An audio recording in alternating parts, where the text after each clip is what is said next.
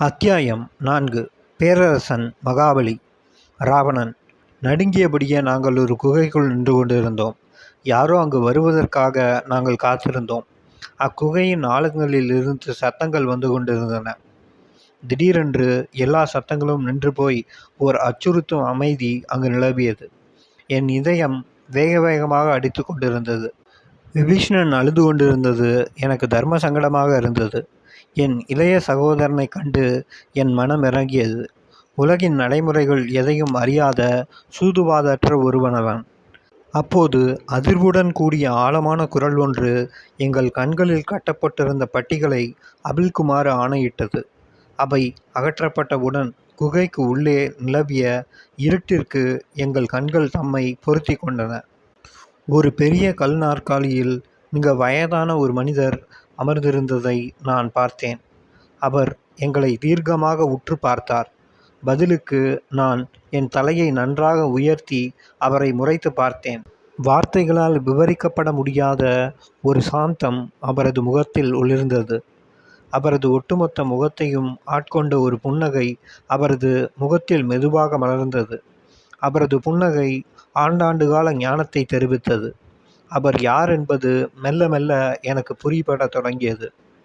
அவர்தான் மகாபலி. அசுர அரசர்களிலேயே மிகப்பெரிய, மிக அதிக வலிமை வாய்ந்த அரசர் அவர். அறிவார்ந்த ஞானி, வலிமையானவர், கற்றறிந்தவர், அன்பானவர், சமுதாய நியாயத்தை நிலைநிறுத்தியவர், தர்மத்தின் அடையாள சின்னம். மகாபலியை பற்றி சிந்திக்கும்போது வாழ்த்துரைகள் போதுமானதாக இருப்பதில்லை. ஆனால் என் மனதின் பின்னால் ஒரு லேசான வெறுப்பு வட்டமிட்டு கொண்டிருந்தது. மகாபலி மிக பிரமாதமான இராணுவ திட்ட நடவடிக்கைகளை வகுத்திருந்தார். தனது எதிரிகளை வீழ்த்தியிருந்தார். ஒரு கண்டத்தை நியாயமாக ஆண்டிருந்தார். ஆனால் தன்னிடம் பிச்சை கேட்டு வந்த தேவர் இனத்தைச் சேர்ந்த வாமன விஷ்ணு என்ற ஓர் ஏழை பிராமணனுக்கு தான் கொடுத்திருந்த வாக்குறுதியிலிருந்து அவர் பின்வாங்க விரும்புவதாக காரணத்தால் அவர் தனது சாம்ராஜ்யத்தை முழுவதுமாக இழந்தார். மகாபலியின் ஆட்சி அதன் உச்சகட்டத்தில் இருந்தபோது இந்தியா நெடுகிலும் தனது ஆதிக்கத்தை நிலைநாட்டுவதற்காக அப்பேரரசர் ஒரு சுய யாகத்தை நடத்தினார். இந்தியாவின் அனைத்து பழங்குடியினங்களையும் சாம்ராஜ்யங்களையும் சேர்ந்த அரசர்கள், குழு தலைவர்கள், ராஜாக்கள், மகாராஜாக்கள் ஆகியோர் அரசர்களுக்கெல்லாம் பேரரசன் மகாபலி சிறப்பு மரியாதை செலுத்துவதற்காக அசுரர்களின் தலைநகரமான முசிறியில் குழுமினர். சடங்குகளின் ஒரு பகுதியாக தன்னிடம் யார் எதை கேட்டாலும் அவருக்கு அதை கொடுப்பதாக பேரரசர் மகாபலி அறிவித்திருந்தார். அந்த சமயத்தில்தான் அசுர தலைநகரத்தில் ஒரு பிராமண கல்வி மையத்தை நிர்மாணிப்பதற்காக தனக்கு 3 அடி நிலம் வேண்டும் என்று கேட்டு ஓர் ஏழை பிராமணனாக மாறுவேடம் அணிந்து வாமன விஷ்ணு அங்கு வந்தான். தான் கொடுத்த வாக்கிலிருந்து பின்வாங்க விரும்பாத மகாபலி அசுர தலைநகரங்களில் தேவ பிராமணர்கள் தங்களது மதத்தை போதிப்பதற்கு அனுமதி கொடுத்தார். விரைவில் இச்சிறிய மையம் ஒரு மாபெரும் சமய பரப்பு நிலையமாக வளர்ந்து அது சூழ்ச்சிக்கும் ராஜ சதிக்குமான ஒரு செழிப்பான பூமியாக விளங்கியது. இறுதியில் தங்களை எது தாக்கியிருந்தது என்பதை அசுர இன அறிவாளிகள் தெரிந்து கொள்வதற்கு முன்பாக தேவ பிராமணர்கள் கடைசி அசுர சாம்ராஜ்யத்தை ஆட்கொண்டு விட்டிருந்தனர். மகாபலி தனது நாட்டிலிருந்து துரத்தப்பட்டார். 20 ஆண்டுகளாக அவர் உருவாக்கி வந்திருந்த சாம்ராஜ்யம் விரைவில் தமக்குள்ளேயே சண்டையிட்டு கொண்டே நூற்றுக்கணக்கான சிறு ராஜ்யங்களாக சுக்குநூறாகியது. ஆனால் மகாபலி தொடர்ந்து ஒரு மாபெரும் மனிதராக வாழ்ந்து வந்தார். என் குழந்தை பருவ கதாநாயகனை கண்டு நான் வியந்தேன். ஆனால் அதே சமயத்தில் ஏமாற்றமும் அடைந்தேன். இப்போது நான் பார்த்து கொண்டிருந்த அவரது முகம் குழந்தை பருவத்தில் நான் கேள்விப்பட்டிருந்த கற்பனை கதைகளும் புராண கதைகளும் என் கதாநாயகனை பற்றி என் மனதில் பதிய வைத்திருந்த நேர்த்தியாக செதுக்கப்பட்டது போன்ற அம்சங்களுடன் கூடிய அவரது முகத்திற்கு இணையாக இருக்கவில்லை.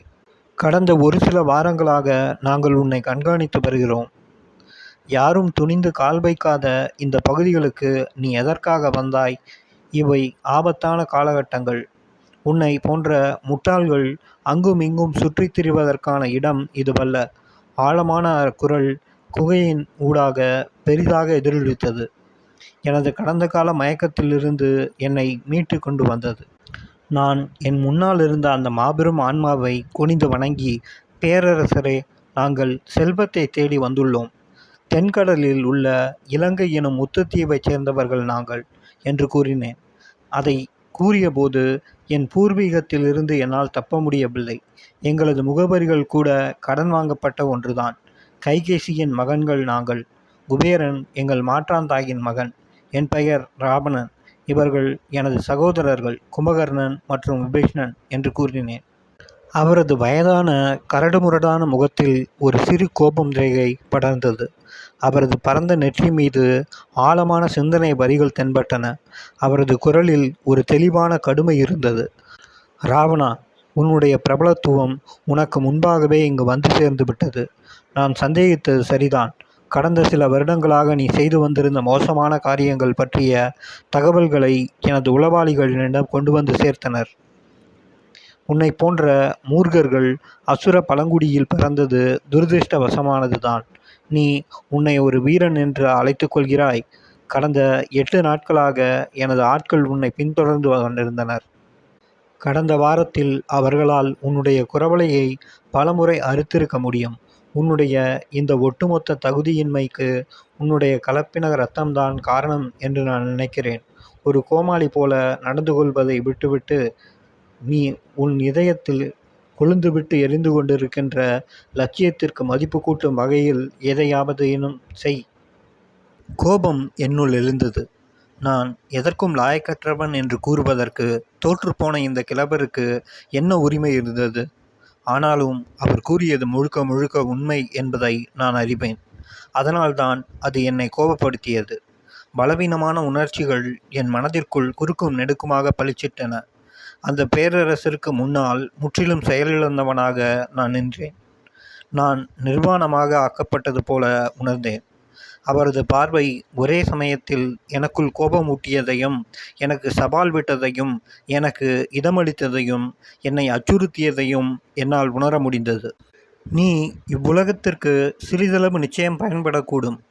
மறக்கப்பட்டு ஓரங்கட்டப்பட்டு விட்ட அசுர பகுதிகளை வைக்கின்ற, வெறும் புகழை பற்றி மட்டுமே கனவு காண்கின்ற, உண்மையான அல்லது கற்பனையான ஒரு கடந்த காலத்தில் மூழ்கி கிடக்கின்ற, தங்களையும் தங்களது இனத்தையும் காப்பதற்கு ஓர் அதிசயத்தை எதிர்பார்த்து நிற்கின்ற பீடைகளில் நீயும் ஒருவன் என்றுதான் துவக்கத்தில் உன்னை பற்றி நான் நினைத்தேன்.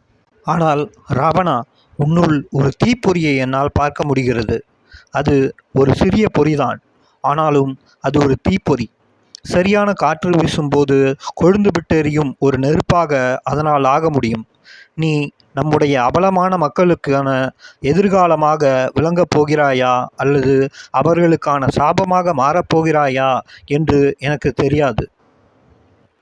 உன்னிடம் ஏதோ ஒரு மாபெரும் லட்சியம் உள்ளது என்றும், உன் கனவுகளை அடையும் வரை நீ ஒருபோதும் நிற்கப் போவதில்லை என்றும் ஏதோ ஒன்று என்னிடம் கூறுகிறது.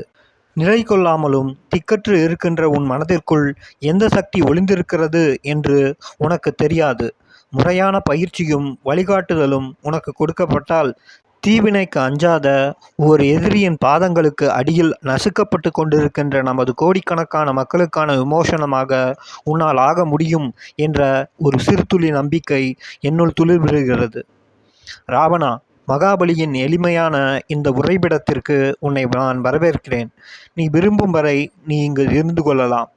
ஆனால் மிக முக்கியமாக நீ அதிகமானவற்றை கற்றுக்கொள்ள வேண்டும். ஒரு திறந்த மனதுடன் வா. நீ இங்கு கற்றுக்கொள்வதற்கு ஏராளமான விஷயங்கள் இருக்கின்றன என்பதை நினைவில் கொள். அந்த முதியவருக்கு நல்லதொரு நயம் இருந்தது. பிறகு அவர் தனது கைகளை அசைத்து ஓர் அன்பான புன்னகையுடன் எங்களை அங்கிருந்து செல்லும்படி கையசைத்து சைகை காட்டினார். ஒரு லேசான கோபத்தை வெளிப்படுத்துவது போல அவரது வாயின் ஓரங்கள் இறுகியன. ஒரு நீண்ட வெண்தாடியுடன் கூடிய லேசான உடற்கட்டை கொண்ட ஒருவரை அந்த பெரிய குகையினூடாக நாங்கள் பின்தொடர்ந்து சென்றபோது நான் மகாபலியை பற்றி தொடர்ந்து சிந்தித்து கொண்டிருந்தேன். மகாபலியின் வீழ்ச்சி நகைப்புக்கிடமான ஒன்றாக இருந்தது. அவருக்கு முந்தைய மாபெரும் அசுர சாம்ராஜ்யங்களின் வீழ்ச்சியோடு தொடர்புடைய எவ்விதமான பெருமையோ அல்லது விரோதமோ மகாபலியின் வீழ்ச்சியில் இருக்கவில்லை. பிரபலமான இரட்டை சகோதரர்களான இரண்யன் மற்றும் இரண்யாக்ஷனின் மாபெரும் அசுர சாம்ராஜ்யம் இந்தியா முழுவதையும் கிட்டத்தட்ட தனது கட்டுப்பாட்டில் கொண்டு வந்திருந்தது. அப்போது இரண்யன் ஒரு காட்டு பன்றியால் குத்தி கிழித்து கொல்லப்பட்டான். இரண்யாக்ஷன் தனது மகனான பிரகலாதனின் நம்பிக்கை துரோகத்திற்கு ஆளானான்.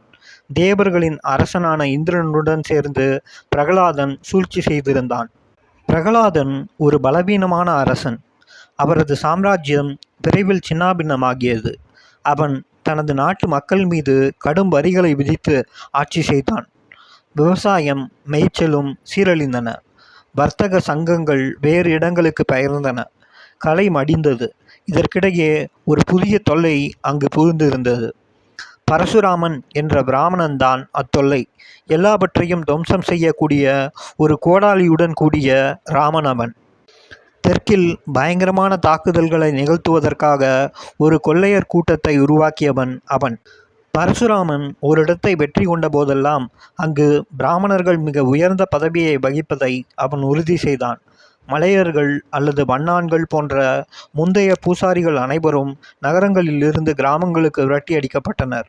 செயற்திறனற்ற அரசனான பிரகலாதன் அமைதியை மிகவும் அவமானமான வழியில் மிக அதிக விலை கொடுத்து பரசுராமனிடமிருந்து வாங்கி கொண்டான். இதன் விளைவாக அசுரர்களின் சமுதாயத்தில் பிராமணர்கள் மிக உயர்ந்த நிலைகளில் இருப்பதை அவன் உறுதி செய்தான். பிரகலாதன் இறந்த மகாபலி அரியணை ஏறிய போது ஒரு மாற்றம் நிகழ்ந்தது. 10 ஆண்டுகளுக்குள் இந்திர சாம்ராஜ்யத்தின் சங்கிலிகளை அவர் உடைத்தெறிந்திருந்தார். ஒரு சில வருடங்களில் ஒட்டுமொத்த துணைக்கண்டத்தையும் அவர் வெற்றி கொண்டிருந்தார். நாங்கள் குகையின் ஒரு மூலையை அடைந்தபோது எங்களை அழைத்துச் சென்ற முதியவர் திடீரென்று நின்று எங்களை நோக்கி திரும்பினார். நீங்கள் உறங்குவதற்கான இடம் இதுதான். நாளை உங்களுக்கான பாடங்கள் துவங்கப்படும். நாங்கள் அவருக்கு நன்றி கூறுவதற்கு முன்பாக அவர் அங்கிருந்து சென்று விட்டிருந்தார். நாங்கள் எங்கள் எதிர்காலத்தை பற்றி சிந்தித்தபடி அங்கு படுத்திருந்தோம்.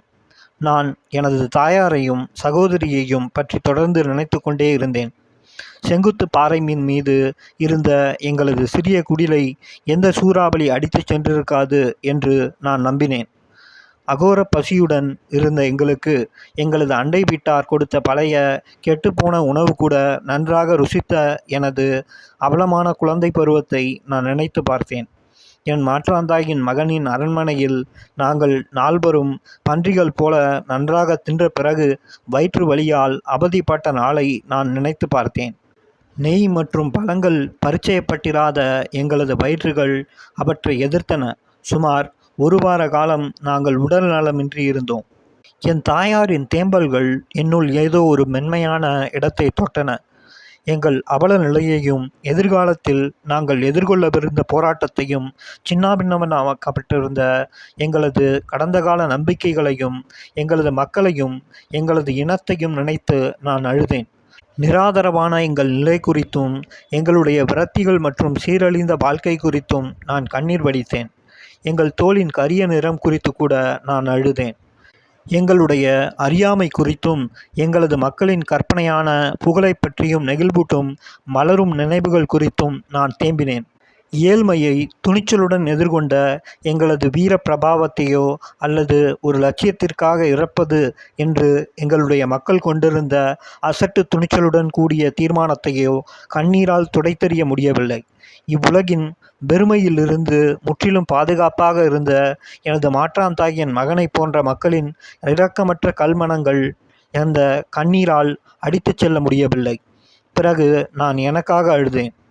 அதன் பிறகு ஒரு போர்வை போல எங்களை போர்த்தியிருந்த இருளின் நூடாக 2 ஜோடி கரங்கள் எனது இருபுறங்களில் இருந்தும் என்னை தழுவின.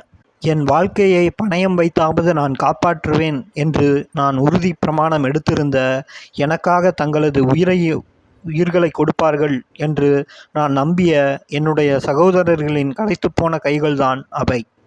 இது என் வாழ்வில் ஏற்பட்டிருந்த ஒரு திருப்புமுனை என்பது மெல்ல மெல்ல எனக்கு புரிய துவங்கியது. அந்த வயதான பேரரசர் வெகு சாதாரணமாக தூக்கி எறிந்த ஒரு நம்பிக்கை விதை என்னுள் முளைவிடத் தொடங்கியது. என் சகோதரர்களை நான் அணைத்து கொண்டேன். உலகை வெற்றி கொள்வது பற்றிய எனது பேச்சு கைவிடப்பட்ட ஒரு குழந்தையின் வெற்று பகற்கனவு அல்ல என்று நான் சிந்திக்க துவங்கினேன். எதிர்காலம் நம்பிக்கைக்குரிய ஒன்றாக இருக்கக்கூடும். நாளைய தினம் இன்னொரு நாள் மட்டுமல்ல, அது ஒரு புதிய துவக்கம் கூட. அத்தியாயம் முற்று.